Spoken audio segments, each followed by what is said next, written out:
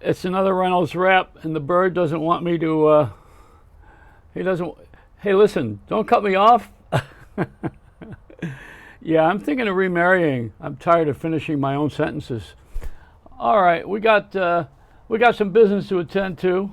I had a colonoscopy. I want to thank the staff at NYU for the 4 or 5 people that came to attend me for the colonoscopy. The doctor himself actually came in the room, and I asked him if he had a hand in it. And it was quite a thing. They played James and Bobby Purify. It was a hit song in 1961 called "I'm Your Puppet." You don't want to hear that during a colonoscopy, do you? You don't want to hear anything. Actually, you want to go to sleep. But I said, I told him what tip was. I asked the guy if the anesthesiologist. Boy, at this age, I can actually say that word. As a kid, it was. I asked the anesthesiologist if he wanted a tip, and he says, "Oh, no, you don't have to tip us, I guess I'm so used to Uber and Amazon. Amazon, you don't leave a tip. You just leave some money at the door so that they will leave the package and make sure that it has the right amount of goods in it that you ordered. That's just a little game that you play with society right now.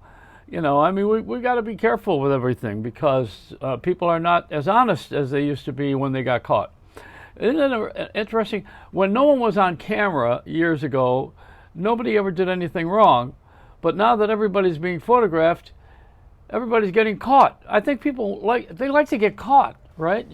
There must be some sort of a great pleasure in having someone discover that you have done something wrong. But the colonoscopy, let's go back to that. What that is, it's 2 days of drinking some vile liquid and preparing the colon for this stranger to put you to sleep. Don't forget, I worked with Joan Rivers. I wasn't too fond of that. But I said to him, "Do you want a tip?" And he says, No.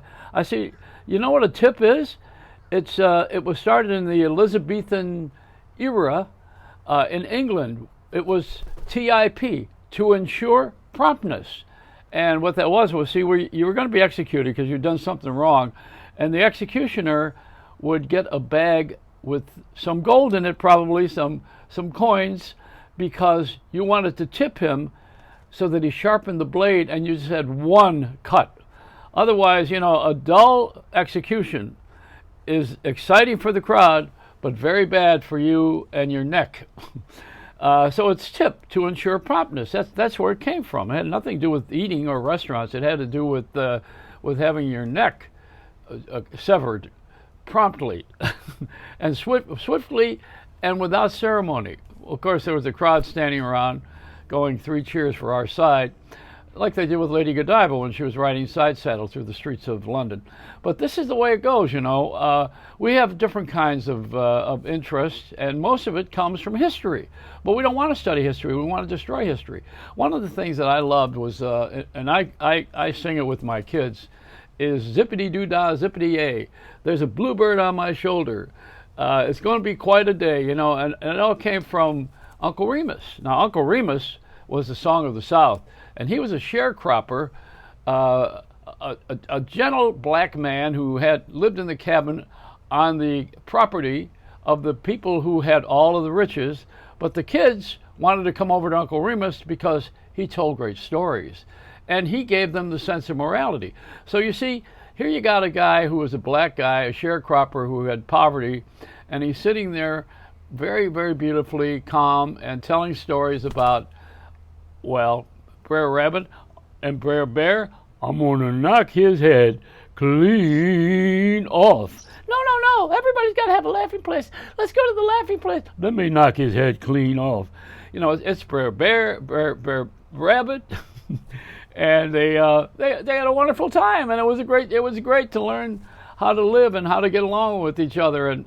And now the black community, many people don't want to see Song of the South. They find it to be demeaning. How could it be demeaning when a black guy taught a rich white kid how to live? Hello? Are the lights on somewhere?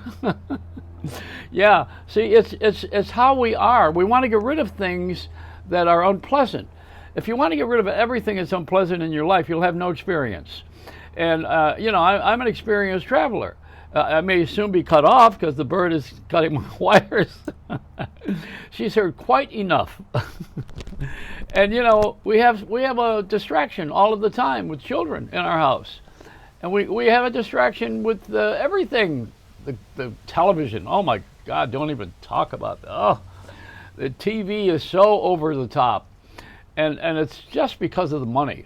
You know that, and I'm not saying it because I'm not a Democrat or a Republican or, democracy is where it's the gift of the vulgar.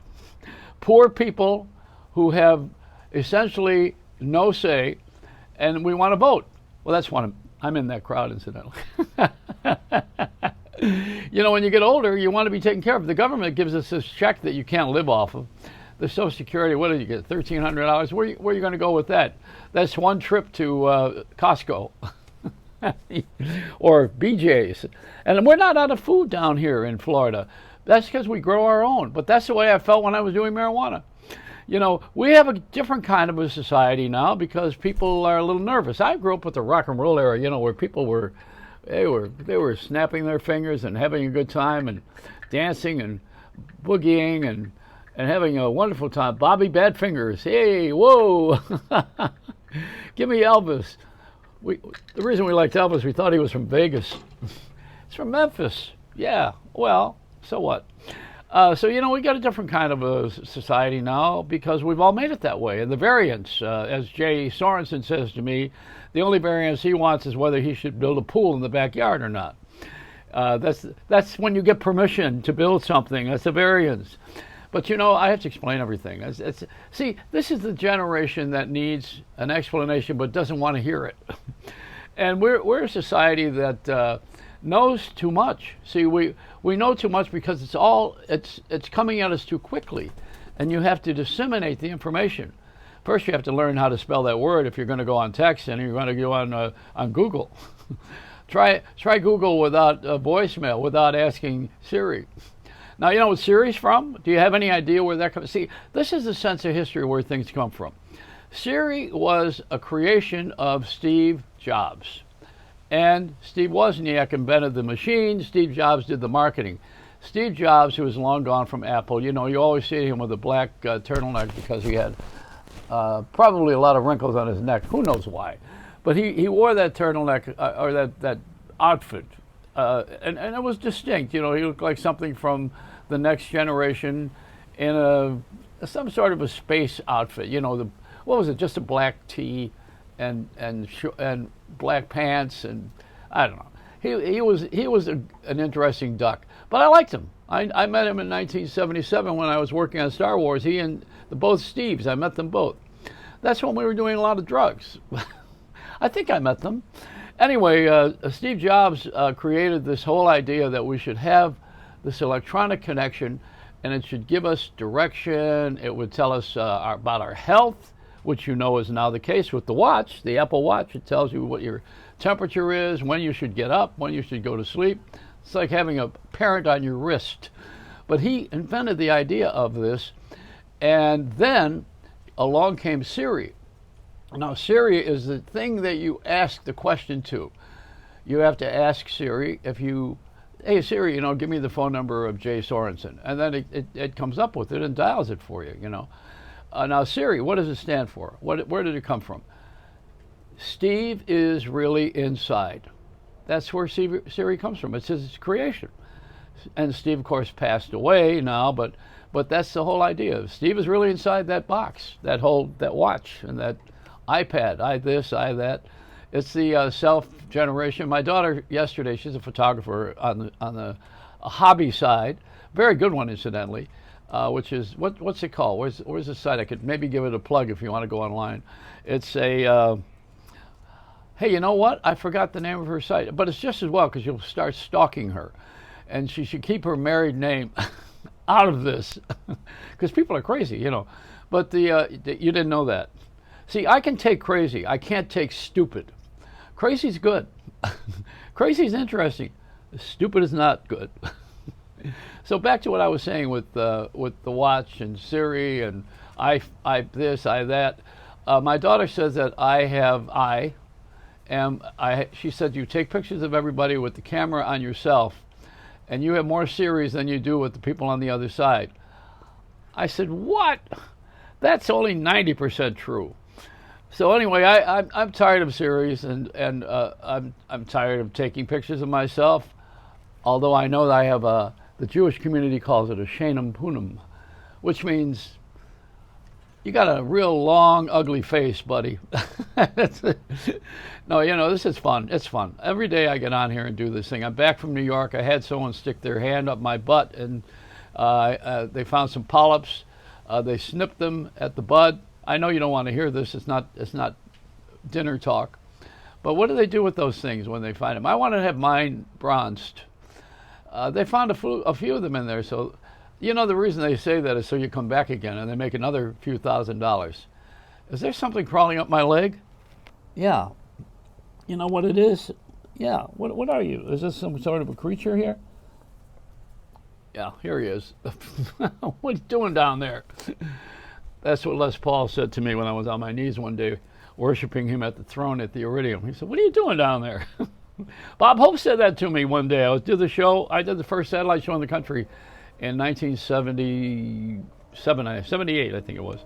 And I did the show from Bob Hope's house on the first anniversary, and he didn't hear me.